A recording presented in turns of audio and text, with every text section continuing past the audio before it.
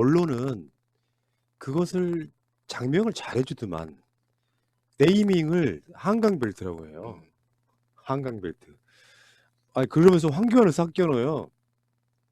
황교안이 한강벨트랑 무슨 상관이 있어? 광진이나 동작은 그나마 한강변에 있다고 쳐. 종로가 한강변에 무슨 상관이 있냐 말이야. 한강벨트, 황교안, 나경원, 오세훈 뭐 이렇게 이야기를 하더라고.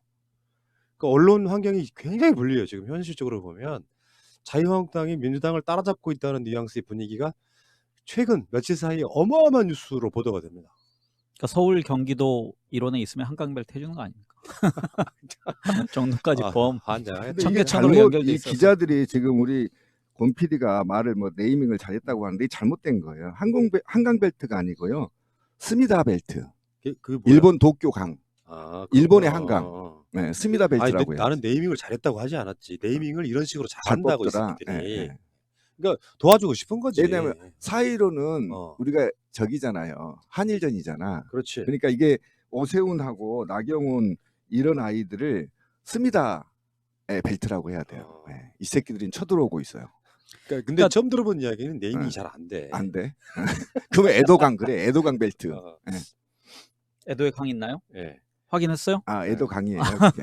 그러니까 나는 사실상 이제 음. 어떤 분위기를 보면은 나경원이 원내대표에서 쫓겨날 때 공천도 안 될 수 있겠구나라고 봤거든요. 근데 결국에는 나경원이 필요했던 모양이에요. 자유한국당 공관위에서 나경원한테 선대위원장 그런 비슷한 걸 제안했나 보더라고요. 그러니까 그래도 어쩌니 저쩌니 해도 전국적으로 지명도가 있는 인물이 선거에 유리하다고 보는 거죠. 그러니까 나경원은 아마 선거 전에 들어가면 박근혜를 대신할 인물이 될 가능성이 높아요. 얼굴 마담 역할을 하는 그러니까 거죠. 제가 보기엔 그 지금 당에서의 선택이나 판단은 황교안 1인 체제로는 안 된다라는 것을 그렇죠. 보여주는 능력 부족이라는 게 왜냐면 국회의원 한 번 안 해본 사람. 그러니까 지난번에 장성철인가요? 정성철인가 그 평론가가 자유한국당 출신인데 보좌관 출신인데 그 얘기를 하더라고. 황교안의 가장 큰 문제는 공천을 한 번도 신청해 본 적이 없고 또 국회의원을 한 번 해본 적이 없어서 국회 입법 과정이나 그 정당의 일반적인 프로세스를 모른다는 얘기죠. 그러니까 그 나경원을 쓸 수밖에 없는 것은 자유한국당의 인재 부족을 나타내는 것이기도 하고 또 한편으로는 황교안에 대한 불안을 나타내는 그런 거라고 생각합니다. 근데 그러니까 여기 패착이라는 아니 그게 아니라 어. 이제 얘기가 잘못 나가면 안 되니까. 그 지금은 당 대표가 선거하기 전에 자체 ARS를 돌려요. 우리 당도 돌리고 한국당도 돌리죠. 그래서 나경원을 집어넣어놓고 허동준이나 뭐 등등 후보군을 돌려봐요. 아니 그래서- 강희영 위원장 우리 패널이잖아요. 그렇죠. 예, 예. 허동준은 이미 날아간 적고 누가 되죠? 아니 과거 걸로 보면 지금도 경선을 하겠지만 강희영 예, 예, 위원장이 예. 가장 지금은 유력하죠. 그러니까 나경원하고 붙었을 때 나경원이 표를 많이 얻은 게 아니에요. 44,000표 정도 얻었고요. 허동준이 33,000표 정도 얻었고 국민의당 후보가 약 25,000표 얻었으니까 17,000표 차이면 지방선거에서 아니 그 총선에서는 어마어마한 차이입니다. 왜냐하면 5만 표만 얻으면 당선되거든요. 그러니까 그런 측면에서 본다고 한다면 ARS를 돌렸다는 거 제가 지금 취재를 해본 결과 어디 돌렸냐면 광진도 돌리고 여기도 돌리고 신산진 지역도 돌렸는데 가장 높게 나온다는 겁니다. 이게 사실이에요. 당내에. 그러면 지금 예를 들면 단적인 예로 지금 나경원이 동작 의뢰 뜨면 할머니들이 줄을 서서 할아버지들이 줄을 서서 악수하려고 한다고 하잖아. 그다음에 더더욱이 또 광진에서도 이제 그렇다는 거잖아요. 그래서 ARS를 돌려본 결과 이거를 배정한 겁니다.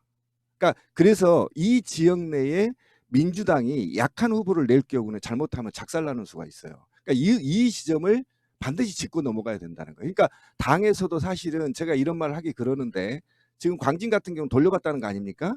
근데 지금 대형 후보가 없다는 거예요. 예를 들면. 그러니까 지금 기상이 걸린 거라는 거예요. 그래서 지금 그런 내용을 갖고 지금 이 기사들이 쏟아져 나오기 때문에 만만치 않은 지역이다. 우리가 이길 거라고 생각하면 안 된다는 거예요. 지금. 이제 저는 그 차원으로 예, 예. 바라보기보다는요. 그러니까 아까 말한 저는 황 작가 쪽에 더 공감하는데 황교안으로 역부족이기 때문에 이름이 있는 사람들로 하여금 이렇게 선거 분위기를 끌어가 보자는 의도가 있을 것 같고 이제 저는 이제 이야기를 왜 가져왔냐면은 나경원의 한계를 이야기하고 싶은 거죠. 그러니까 이게 보통 자기 지역에 잘 모르는 사람이 자유한국당 후보로 나오면 안 찍는 건 마찬가지예요.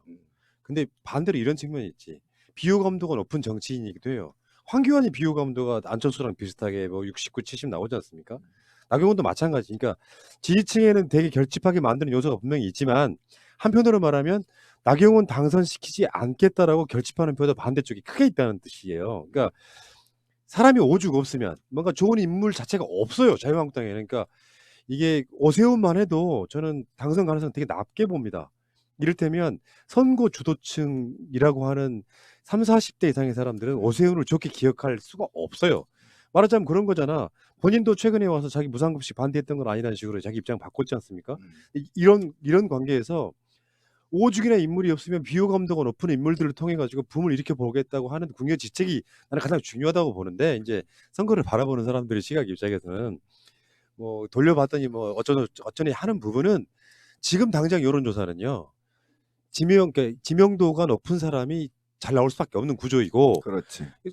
이제 공식적으로 후보 등록하고 공식 선거운동 들어가면 저는 그때는 인물 대결보다는 대개 수도권 같은 경우는 저는 바람. 네네. 당의 어떤 바람. 그러니까 예를 들면 이런 거야. 나경원을 이기기 위해서 저는 그런 이야기는 드리고 싶은 거죠. 선거는 프레임을 잘 짜야 되는 거지. 보통 사람들이 약간 어떤 바람이 있냐면은 이 참신한 신인이 대형 정치인, 거물급 정치인을 깨트리는 프레임이 제대로 짜지면은 그 선거는 무조건 뒤집어요. 근데 이런 관점에서 서로 지역구마다 전략이 다 달라야 되는 측면이 저는 있다고 보는 것이죠. 그러니까 지금 말씀을 저는 잘하셨다 생각하는데, 그러니까 그 좀 어려운 얘기 하나만 쓰겠습니다. 그러니까 모든 사물이 이항 대립적 구조가 있잖아요. 그러니까 나경원이라는 사람이 그 반감도 크지만 어떻게 보면 나경원이 등장함으로써 자기들 지지 세력을 결집시킬 수 있는 효과도 있거든요. 그럼 아까 말씀하신 것처럼 예를 들어서 무명의 정치인이 나왔는데 나경원이라는 사람이 지지 연설 나간다. 그러면 예전에 박근혜만큼 못하겠지만 그래도 TV에서 언론에서 많이 들어본 사람이 왔기 때문에 사람들이 좀 모이고 또 의심했던 사람들이 그래도 그 특히 민주당에 반대하는 세력들이 나경원이 가서 지지 연설하는 것에 결집하는 효과를 자유한국당은 크게 보는 거죠. 그래서 그런 효과를 수도권에서는 그나마 나경원이 문재인 정부와 많이 대항해 싸운 인물로 각인돼 있기 때문에 그런 효과를 노려서 수도권을 좀 책임지는 그런 그러니까, 역할을 부여하는. 그러니까 내 말은 이제 이런 측면이 있다는 거예요. 그 당시 20대 때 동작의뢰서의 투표 결과 아까 말씀하셨잖아요. 실제로는 국민의당 때문에 진 그렇죠. 그런 케이스에 가까운, 그러니까 압도적으로 뭔가 표를 끌어가지는 못한다. 그러니까 제가 제일 싫어하는 선거 프레임 중에 하나는 저쪽은 거대한 세력이고 어마어마한 음모가 있고 강력한 힘을 갖추고 이런 차원으로 바라보면 안 되고요. 그럼요. 그러니까 얼마든지 나경원도 깰 수 있다라고 하는 그 그렇죠. 생각이 네네. 있어야 되고, 네. 그러니까 저쪽에서 봤을 때 나경원은 일종의 나다르크지 일반 국민들이 봤을 때는 말 함부로 하고 가식적이고, 예를 들면 뭐 조국 장관 관련한 검찰의 난에서도 보면 자유한국당에 가장 비리가 많아 보이는 인물이 나경원이잖아요. 그러니까 나경원이라고 하는 캐릭터에 분명히 어마어마한 치명적 약점은 있는 거죠. 그러니까 이거를 얼마큼 잘 끄집어 와서 만약에 수도권 권역에 나경원이 무슨 선거대책위원장 같은 걸 맡게 되더라도 훨씬 더 타겟이, 그러니까 우리가 공격할 수 있는 타겟이 커지는 측면이 분명히 있다는 뜻입니다. 그러니까 아니 그 타겟도 커지지만 반대로 그쪽은 결집하는 효과가 생긴다니까요. 그러니까 아마 자유한국당이 제일 걱정하는 요소 중에 하나는 뭐냐면은 인물 부재라는 거예요. 그러니까 예를 들어서 황교안하고 후보들이 사진을 찍었을 때 사람들이 황교안에 대해서 갖는 반감이 있거든요. 저 사람 그 정치적으로 능력 없고 쟤는 사이로 끝나면 그냥 끝날 거야. 하지만 나경원이라는 사람은 지금까지 국회의원을 몇 번 했잖아요. TV에도 많이 나오고 또 여자라는 그런 소구력이 좀 있기 때문에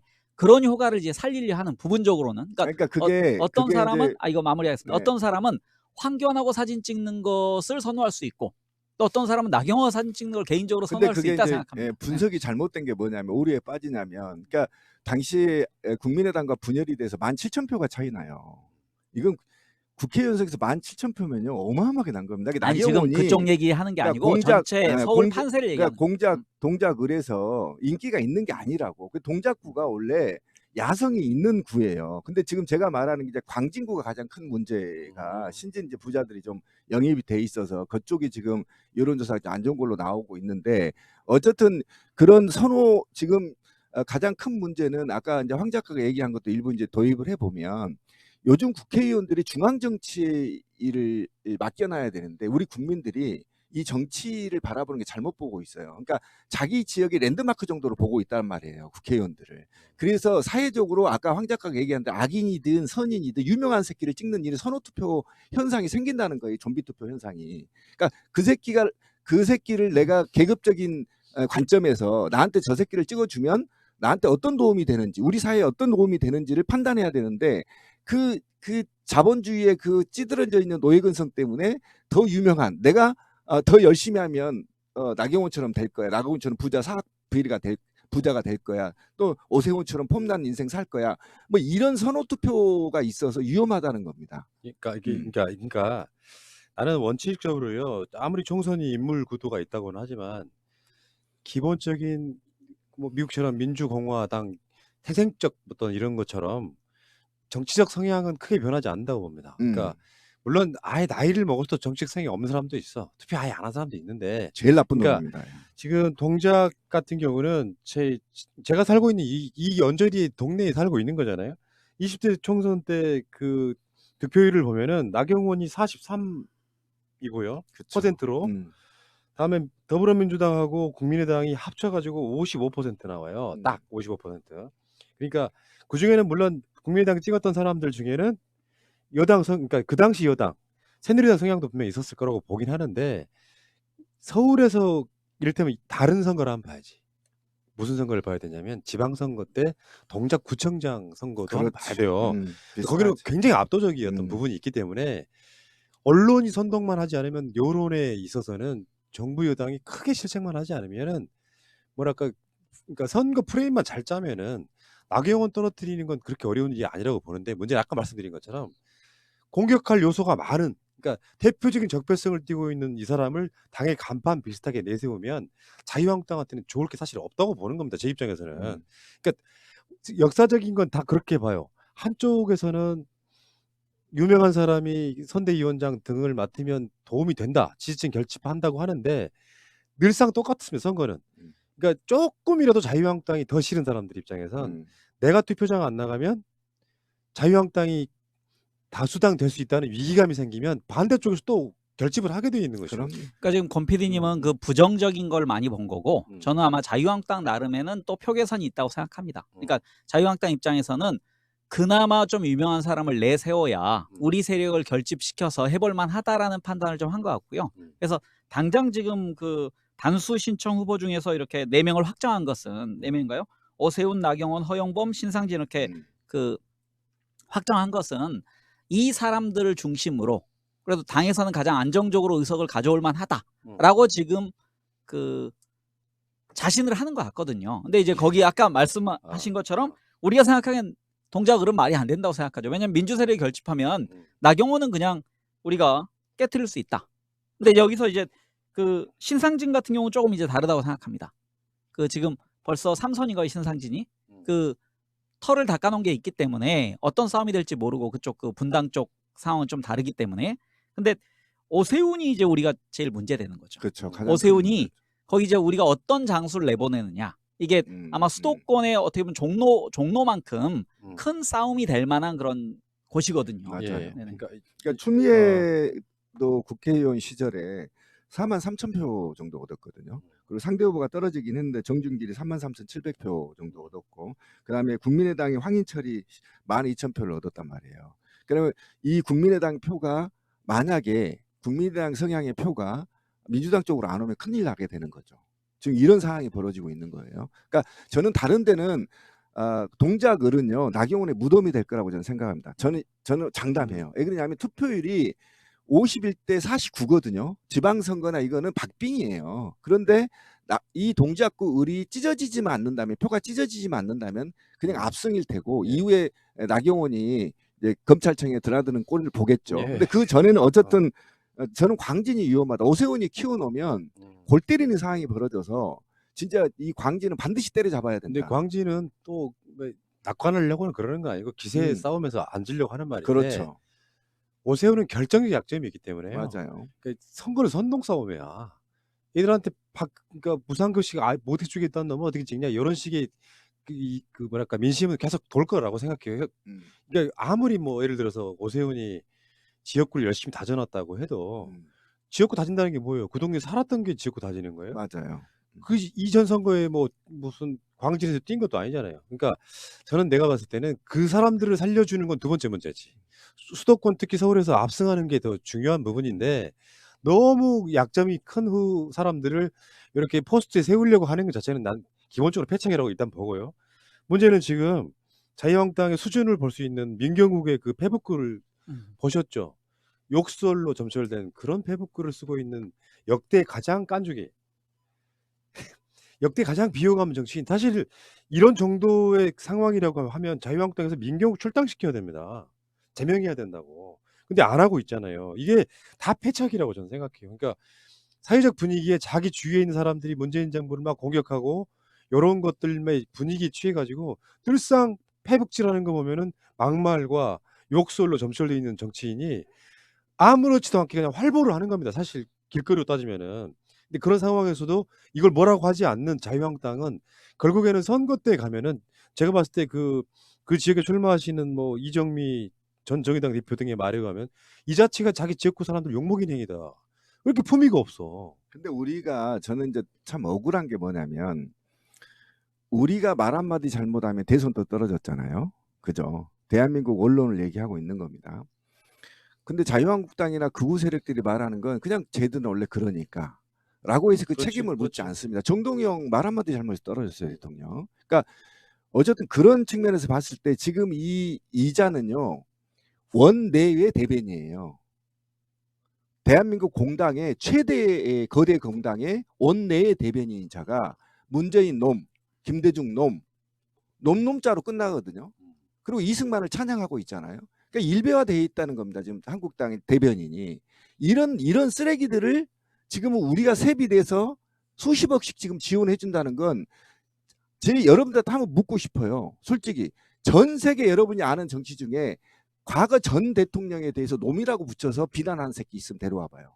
이 새끼는 금단의 영역을 넘어버린 새끼입니다. 어디 건방지게 현직 대통령을 새끼 좀 줄여주시고. 놈이라고 얘기할 수 있습니까? 아니 이거는 그냥 아니 그러니까 듣는 사람이 불편하니까. 아니 내가 하는 게 아니잖아. 니들이 말고. 했잖아 지금 얘가. 그 말 말고. 예. 그 말 말고 이제 새끼란 말 너무 하지 마시자고. 인용하는 거 빼고 하지 아 마시라고. 오케이. 그런데 그럼 다 지워주세요.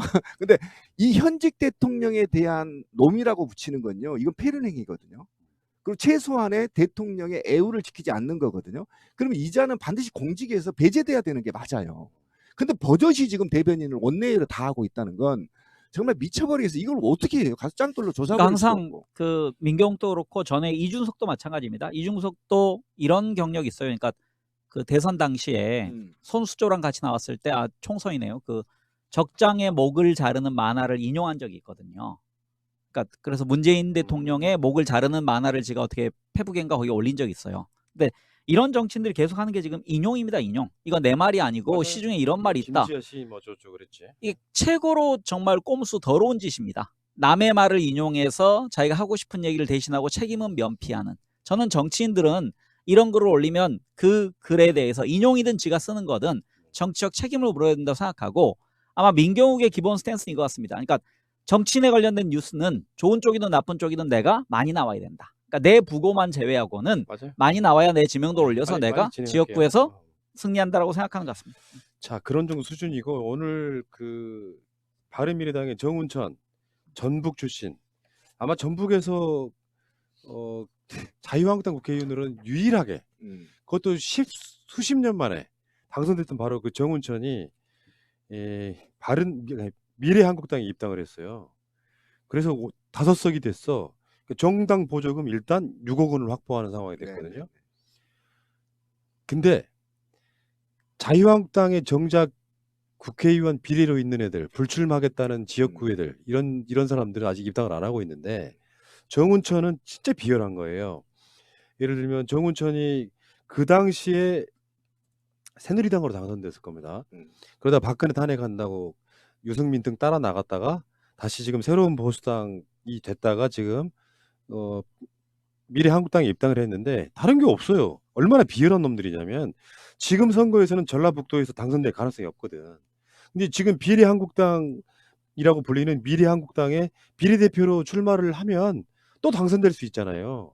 정치적인 신의도 없고 아직 합당이 완결된 것도 아닌 상태에서 새로운 보수당 국회의원이 미래한국당에 입당 그러면서 자유한국당 쪽에는 정치자금 쥐어주고 지는 비례한국당 비례의원을 보장받는 그 정책도 없고 역사적 가치도 없고 그냥 오직 잘 살기 그러니까 먹고 살기 위해서만 이렇게 하고 있는 자들이 지금 정치를 완전히 물을 흐려놓고 있다 이렇게 저는 좀 이게 말씀드리고 싶어요. 정운천은 전북에서 좀 묻어버렸으면 좋겠어. 이제 뭐 비례로 하는 나온다니까 지역구 안 나가죠 이렇게. 근데 되면. 정우천의 이제 정치 입문이 이명박하고 연결돼 있고 이명박 초대 농수산부 장관을 하죠 이 사람이. 그러면서 이제 그 뒤로 계속 뭐 처음에 입문할 때는 이명박에게 농업의 신농업혁명에 대해서 조언을 했다고 그래서 거기 갔는데 결국은 지역팔이 하는 겁니다. 제가 보기에는. 왜냐면 이정현도 마찬가지고 정운천도 가장 대표적으로 그 전라남도에서는 이정현, 전라북도에서는 정운천이 그렇지, 그렇지. 그 지역의 대표성.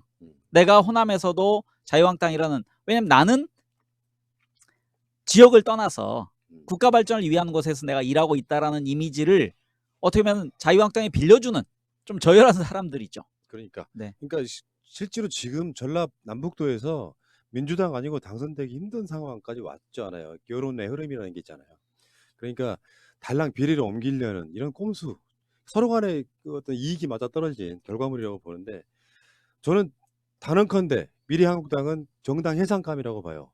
결국에는 어떻게 됐건 간에 이런 방식으로 해서 민의를 왜곡하는 자들은 저는 없어졌으면 좋겠다는 생각이 들고요. 자, 그 이야기는 여기까지 하겠습니다.